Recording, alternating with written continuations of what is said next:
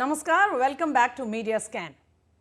Viewers, the North India winter is here, but ice seems to be melting on the India-China front.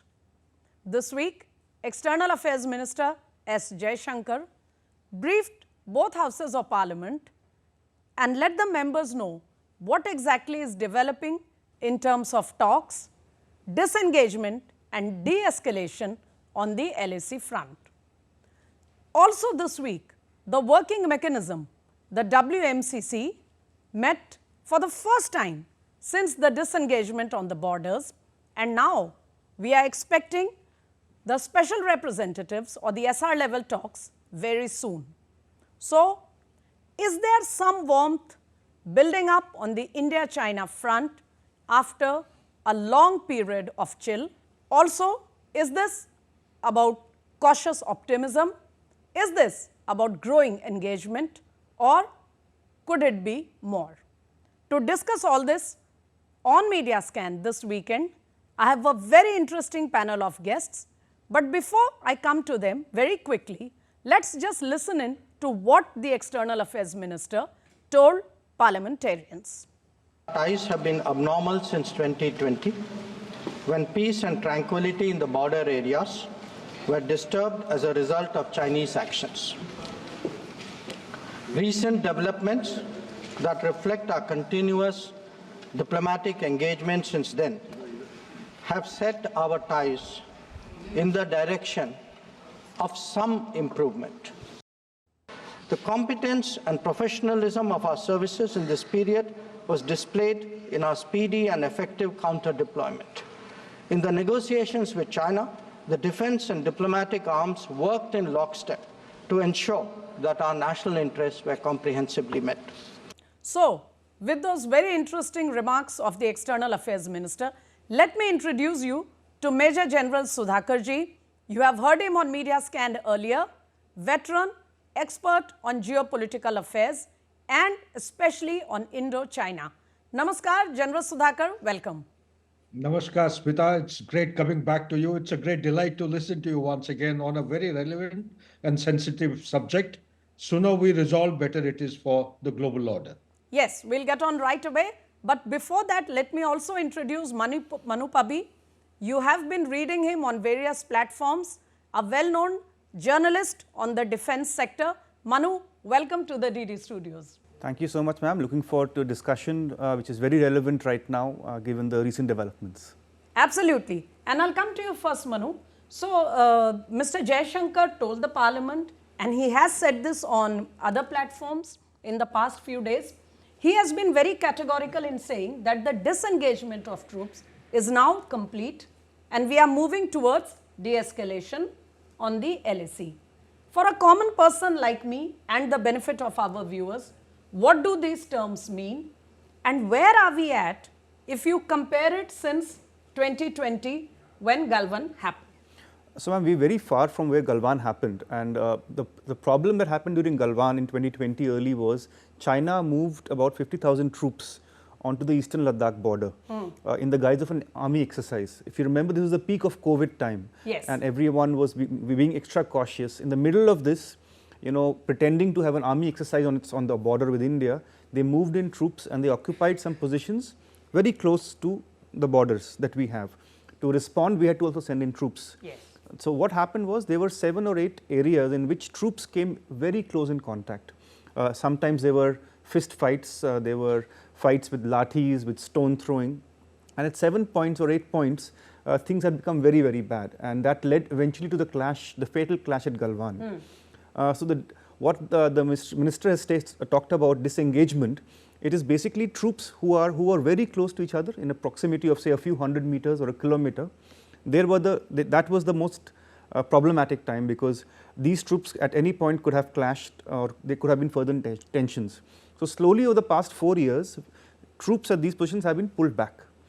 It first started with Galwan itself, with troops from both sides pulled back, then Pengong So Lake, then we took some Kailash Heights. So, finally only 2 points were left, which was Depsang and Demchok.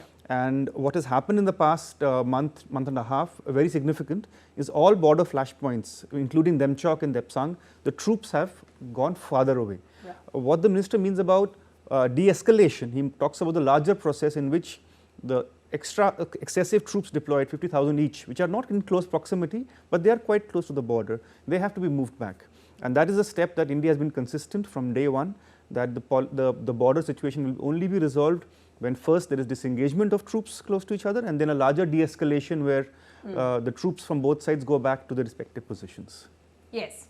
So, allow me to come to General Sudhakar. Sir, with that quick capsule by Manu about what these terms actually mean for a layperson like me, I want to ask you, the minister was also very clear in mentioning, the historic issues that are associated here about how much land was captured by China way back, and then, it continues to be a flashpoint between the two countries. But he also mentioned that India, while safeguarding its interests, is going to continue this process of engagement. A kind of cautious optimism seems to have taken over the tensions. How do you analyze the whole situation? Excellent question, Smita. I must compliment you for putting your finger on the right issue. You see, as far as the Minister of External Affairs is concerned, his articulations by far have been very formal, very cryptic, and to the point. And be mindful of the fact for our viewers that Chinese, they use media, but they don't like media. When I say use media, they have Global Times, they have South China Morning Post, and such like other platforms. These are centrally controlled by the CPC. But they don't like media, particularly Indian media. So they're very averse to any kind of comments coming through the media. They would like to have a quiet one-on-one kind of a dialogue and resolve issues. So keep this in the backdrop. Let me give a very quick response to the historical perspective. Our viewers should do well to understand that when the Minister of External Affairs mentioned about disengagement, what he meant was it was in relation to Eastern Ladakh, which we call as the western sector of the boundary or the border with our northern neighbor. So as you all know that the northern border is over a distance of 3,488 kilometers approximately. Yes. It is divided into three different sectors. One is the Eastern Ladakh, called as the western sector. One is the middle sector, which combine jointly Himachal Pradesh and Uttarakhand. They have a stretch of 560 kilometers.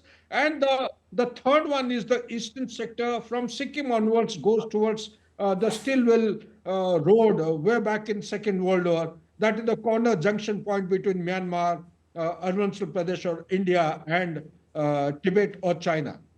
So we are focusing essentially on the disengagement, which is ongoing or which is reportedly been stated by the minister in the parliament and both the houses that disengagement stage is over. Now, when you talk about the disengagement, what does it mean? We all are mindful of the fact, we are aware that there are total 7 friction points. Out of 7 friction points, 5 have been actually resolved by means of a buffer zone and 2 are remaining. One was Depsang and the second one was Demchok. When you talk about Depsang and Demchok, these are legacy points. Depsang, they also had come in the year 2013 and Demchok, they had come in 2014. After the extended negotiations, they had gone back. But at the same time, allow me to actually define what is this Eastern Ladakh or Western sector. Western sector or Eastern Ladakh is spread over a distance of 832 kilometers. It starts from Karakoram Pass.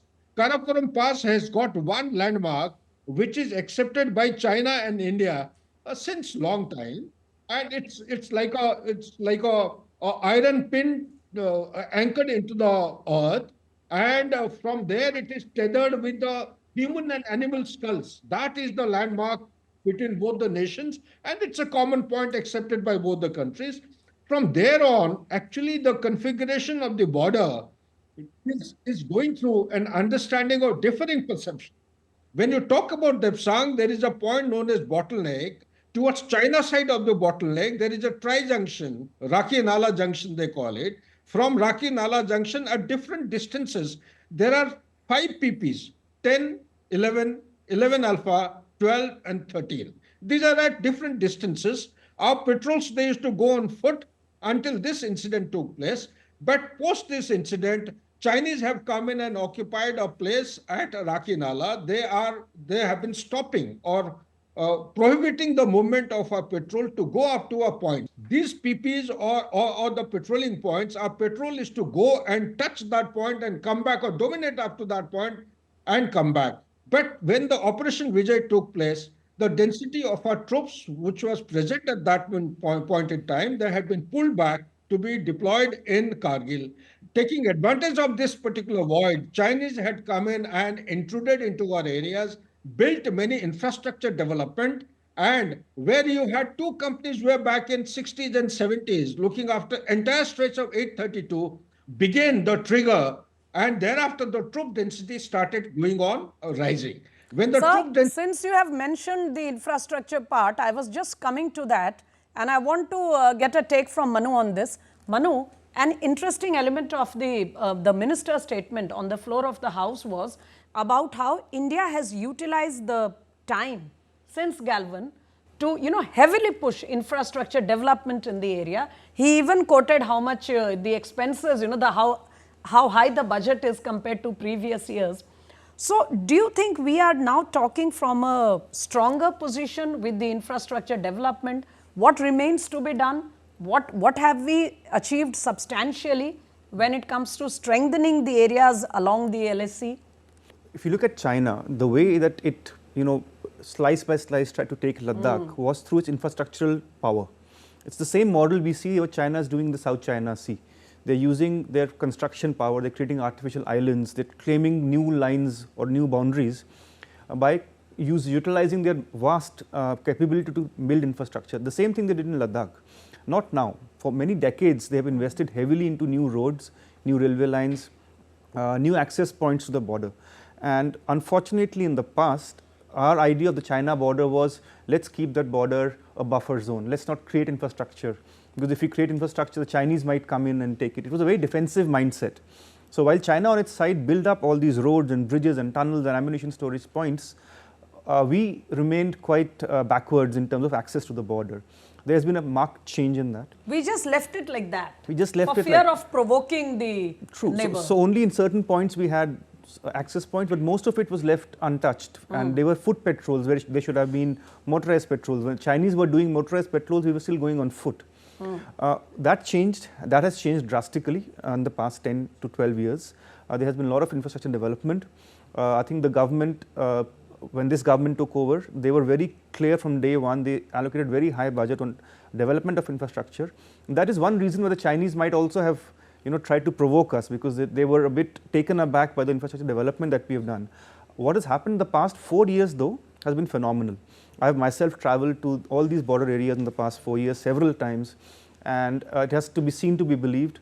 The kind of roads created there, they will put roads in Delhi to shame, all our national highways to shame. They are excellent access points. We have created the world's highest road there, which is Umlingla Pass. It's over 19,000 feet. It's higher than the Everest base camp. The tunnels that have been created for all weather access, the bridges that they are making. So, I mean, the kind of infrastructure development that we have done has put China on a slight back foot, because earlier what was happening, Chinese would come in and do a transgression in an area. Our troops would take 3 days to get there, or 5 days, depending on how far it was. Now we can respond more quickly. Remember, this border is all unmarked, and there is no boundary post, there are no fencing. So it is a vast, humongous border. It's a bit difficult to imagine how vast it is. So whenever the Chinese come now, our reaction time is much stronger. And that has also, that will put the Chinese at a back foot. And while we have done well in Ladakh, I think Arunachal still requires a lot more to be done. And I think efforts are underway. But Arunachal is a more difficult terrain. It's more hilly, it's more valleys, more forest. But I think the focus there has to be made stronger, though projects are already underway. So, border development, infrastructure strengthening on the borders is always a work in progress. From Ladakh, we also have to take care of the Arunachal sector. But before I move on to the next question, very quickly, one or two other things which the External Affairs Minister told parliamentarians in the upper house, which is Rajya Sabha, where unlike the Lok Sabha, we also saw some political statements and opposition from the other side of the house. We have been very clear that the restoration of peace and tranquility in the border areas would be the basis for the rest of the relationship moving forward. Since 2020, our engagement was therefore focused on that objective. So, very quickly, General Sudhakar, along with these very important statements on the floor of the House, Thursday we saw the meeting of the WMCC and a very categorical announcement that the SR level talks are going to resume very soon. At the same time, the Ministry of External Affairs in its statement on the WMCC meeting said both the countries, the discussions reflected the lessons learned in 2020, namely the reference point for Galvan. What do you think are the lessons learned? Why has the ministry given a categorical statement on it, and what can we look forward to now? Smita, excellent question. I would say there are very important lessons for China from this particular incident. They have underestimated the capability and the staying power of Indian armed forces. It's a big lesson for China. You see, by going in for a thaw, my opinion, never underestimate your enemy. You see, China wanted India as much as India wanted China. But we can do without China as well. We have other stakeholders in the Western alliance. This is one point I want to make. Second point is, as far as India is concerned, I must compliment Manu the way he has articulated about the. I have been there myself, GOC. My service all along the northern border has been out of 38 years, almost 3/4 or so. So I know for sure that at one point in time, way back in 60s and 70s, at the cost of reputation, entire stretch of 832 kilometers used to be looked after by two companies, only two companies. A company used to have 120, at that point in time 110, at times it is 120. So now, as against 120 persons in one company, two companies, 240 people, you have almost close to 50,000. The declared strength is 50,000 in Eastern Ladakh. Just imagine the enormity and the quantum. So when you have the same Chinese patrol coming across their perceived LAC or up to their point of patrolling, when they used to face one patrol of 14 people, now they are facing more than one patrol. Could be two patrols or three patrols. So therefore, the density of troops has done the biggest kind of a friction. Number two is, Galwan has been the biggest game changer, a turning point in Indian perception of the defense preparedness. I would thank China for having done Galwan against India and very wholeheartedly must compliment them. It is because of Galwan, India as a nation state has doubled down in its effort to make the infrastructure development. Smita, I must also bring... Okay. That's a very important point.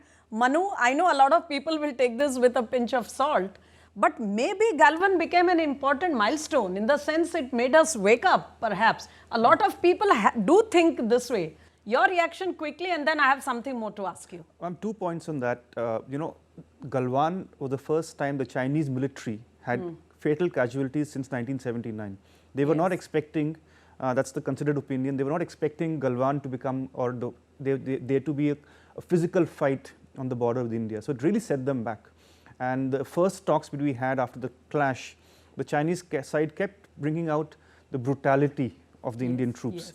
Which, because they are not used to facing that. So it really shook them, and that's the reason that we see them coming on the negotiating table. This disengagement that we are talking about, China wanted this earlier. We were holding back because we were not sure, we didn't trust them. So Chinese have been taken aback, and secondly, we have taken lessons from this and we have created it to our advantage. One is on infrastructure development. Secondly, and very importantly, is on our own industry. In the past 4 years, the Defense Ministry has carried out emergency procurements, which is giving small contracts to Indian companies to build innovative solutions. They have distributed about 50,000 crores over the years on this, and that has resulted in a sea change in our innovation defense manufacturing sector. You see so many small companies now, dozens of them, who have orders of few hundred crores, but this is just the base. They are using this to go further, to make in India, and I think we have reaching a point where we will see a breakthrough. The Navy chief said this recently. We're going to be seeing a breakthrough in the next 5 years because the industry is at a stage where they have orders, they have good connections with the military, they know what they want, and they are able to deliver. So I think China has to be thanked, I don't know, but has to be appreciated for getting these two things if done. not thanked, at least something good always comes out of every challenge. That is what life also tells us. But very quickly, Manu, another milestone in this entire trajectory has been the meeting between Prime Minister Modi and President Xi in Kazan, of which there has already been a lot of discussion. But it does seem that that meeting has put things on a fast forward mode, and now the dialogue, the discussions are speeding up.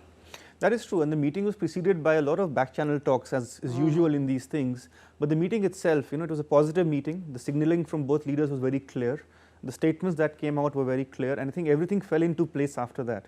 The only thing now we have to look ahead and be very careful about is how does the trust remain. The army and the military is very distrustful of the Chinese with good reason. Yes. And while the larger direction is there, we have to see whether the Chinese military listens to its leadership. The Indian military is very disciplined, they will.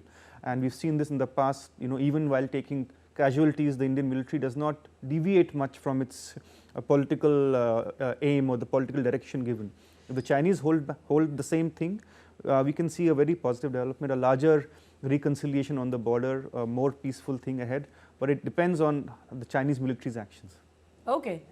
General Sudhakar, just a minute left on the show. Very quickly, just as Manu said, when our political leadership takes a call, our military falls along with it, and there is discipline on all sides. But will the same hold for China? All these engagements and dialogues, will it be reflected on the ground by the Chinese military? What do you think? Like you rightly said, cautious optimism is the answer, very short answer. But having said that, Smita, let me share a couple of points, quick points. First and foremost, there was a white paper which came out in China way back in 2018-19, which clearly stated, it came from a think tank, clearly stated that if China has to rejuvenate its Middle Kingdom concept by 2049 or earlier, then they can't do it without India. One. Number two, there is a book by the name of Monsoon, Indian Ocean and the Future of American Power, written by Robert Kaplan. The substance of this book, centrality of the book lies in one factor, that the center of gravity of the commercial basket of the world in 21st century will gravitate to Indian subcontinent. Okay, third point I want to make, when I said about the significant development which has taken place in past 10 years, particularly after Galwan. Why I'm thankful is that it is a figurative expression I'm making, that there is a road called as DSDBO from Durbuk, goes through Shyok River up to DBO. It started in 2001, got completed in 2019, got commissioned in 2019. But just prior to the commissioning, the abrogation of Article 370 and 35 Alpha was a big kick and turning point as far as China was concerned. The entire contour of the map, which you can say that it was a strategic kind of a cartographic warfare from India, gave a punch, a strong punch and a knockdown effect to China. This could not be digested too well by China, and immediately after that, if it happened on 5th of August 2019, 9th of August, the foreign minister of Pakistan had rushed to China, met Xi Jinping and all the relevant authorities, seeking some kind of a movement to teach a lesson to India. And that is how the mobilization of Chinese army started. That is how... So what is it that we need to look out for, or what is it that we need to be careful about? Okay, good, very good question. We have to adopt, like China cannot achieve its aim without India, India also cannot achieve its aim of $30 trillion economy without China's support. A mobile, which we are the second largest producer, almost close to 80% of its electronic components are imported from China. Let's face fact. Similarly, APIs, similarly, the critical minerals, total dominance is of China. So having said that, what I'm coming to is that in a spectrum of short term, medium term, long term, we must actually evolve ourselves in such a manner that we have a selective collaboration or calibrated cooperation with China so as to meet our national interest. Till such time we attain a strategic objective of $10 to $15 trillion US dollar economy, we should continue to have selective cooperation with China without compromising national interest. Point taken. Point taken, General. I am afraid we'll have to put an end to this conversation here. But as you said, you have given a sort of a formula, and I think the stance of the government at present, as articulated by the minister in Parliament, was not very different from this. But on that note, gentlemen, it's a wrap up for this evening. Thank you, General Sudhakar, for joining at such short notice and for explaining all that background and the perspective on the situation. And Manu, thanks for coming to our studios. We'll connect to you again as the situation progresses. Viewers, it's a wrap up on Media Scan for this weekend with this excellent conversation on the India-China front. See you next weekend with another subject of national importance. Till then, namaskar.